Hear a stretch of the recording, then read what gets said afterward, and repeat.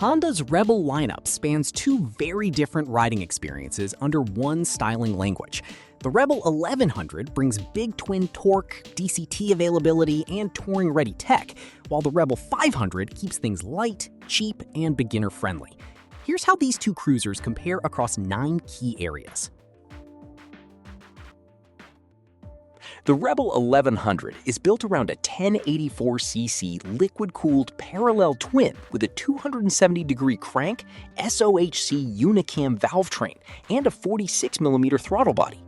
It produces roughly 87 horsepower at 7,250 RPM and 72.3 pound-feet of torque at 4,750 RPM, giving it strong, usable mid-range pull with a satisfying V-twin-like pulse despite its parallel twin layout. That torque curve stays fairly flat, so riders get meaningful pull whether rolling away from a stoplight or holding highway speed up an incline.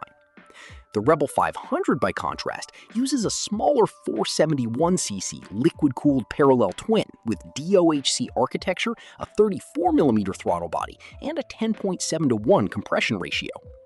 Output sits in the 40s for horsepower, making it noticeably gentler and more forgiving on the throttle, with power delivery that stays linear rather than surging. The 1100 is the clear choice for highway passing power and two-up riding, while the 500 favors smooth, low-drama acceleration that's easy to manage at low speeds and in stop-and-go traffic. Both bikes run a 6-speed gearbox, but the 1100 stands out by offering Honda's dual-clutch transmission as an option alongside the standard manual clutch. DCT delivers automatic, clutchless shifting with manual override via handlebar triggers, which appeals to riders who want cruiser comfort without clutch fatigue in traffic.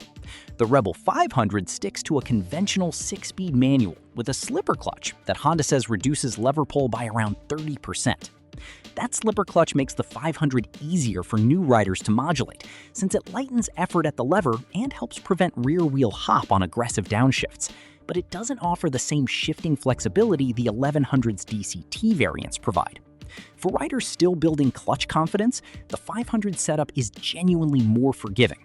For those who simply want to twist and go, the 1100 DCT removes the clutch lever from the equation entirely. Weight is where the gap between these two really shows. The Rebel 1100 carries a curb weight of about 497 pounds, reflecting its larger engine, additional electronics, and beefier chassis components.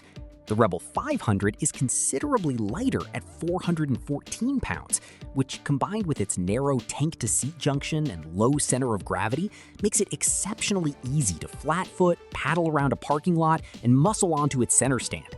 New riders, or those with shorter inseams, will likely find the 500 less intimidating at a stop, while the 1100 rewards riders who want stability at speed and don't mind the added heft. Both bikes are designed with accessibility in mind, but the Rebel 500 edges out its bigger sibling with a seat height of 27.2 inches versus the Rebel 1100's 27.9 inches. That 0.7-inch difference is small on paper, but noticeable for riders prioritizing ground reach. Both motorcycles share the Rebel family's signature slim seat tank junction, so neither feels bulky between the knees. Riding position on both is relaxed and neutral, though the 1100's slightly wider proportions and additional weight shift its ergonomics toward comfortable cruising rather than the 500's nimble, flickable feel.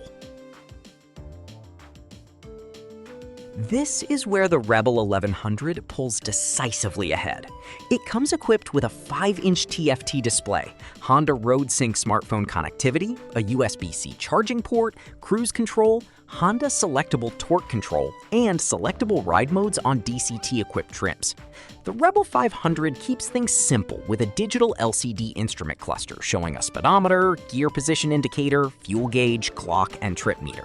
Functional, but without the connected features or electronic rider aids found on the 1100.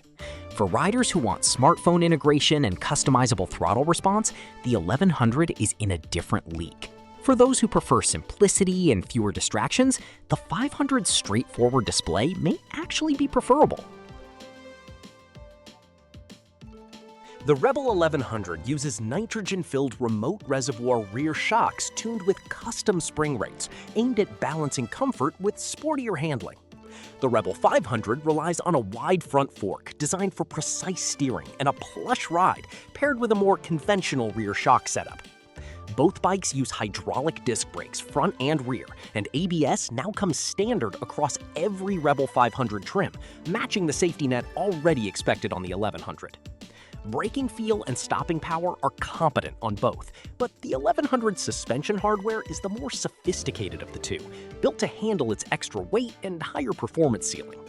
Riders who plan to carry a passenger or load up saddlebags will especially appreciate the 1100's firmer, more adjustable rear end, while solo commuters on the 500 will find its simpler setup perfectly adequate for everyday roads. Fuel capacity slightly favors the smaller bike's efficiency-focused nature, though tank sizes are close. The Rebel 1100 carries 3.6 gallons, 13.6 liters, while the Rebel 500 holds about 3 gallons, 11.2 liters. Given the 500's smaller engine and lighter overall output, it likely returns better fuel economy per tank despite the modest capacity difference, translating into comparable or even longer range between fill-ups for commuting and round-town riding. The 1100, meanwhile, trades some efficiency for its larger engine's performance, though its bigger tank helps offset thirstier fuel consumption on longer rides. For riders who mostly stick to short commutes and weekend errands, the difference is negligible. For those planning longer highway stretches, the 1100's extra half-gallon buys a bit more breathing room between gas stops. Both motorcycles share the Rebel family's blacked-out aesthetic, color-matched fenders, and cast wheels, giving them a cohesive, modern classic identity. The Rebel 1100 is offered in matte black metallic and matte silver metallic, with a DCT SE trim adding factory custom paint and premium touches like a headlight cowl and bar-end mirrors. The Rebel 500 offers pearl smoky gray and pearl black on the standard trim, with a pearl blue SE option.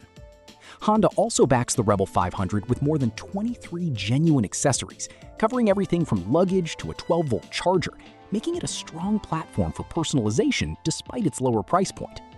The 1100's accessory catalog leans toward touring add-ons like fairings and saddlebags, reflecting its role as the more travel-capable machine. Pricing is the most decisive difference between these two cruisers. The Rebel 500 starts at $67.99 for the base trim and $69.99 for the SE, plus a $600 destination charge, making it one of the most affordable cruisers in Honda's lineup and a natural entry point for new riders. The Rebel 1100 starts considerably higher at $9,699 for the manual base model, climbing to $10,399 for the DCT version and $11,199 for the DCT SE, with a $775 destination charge.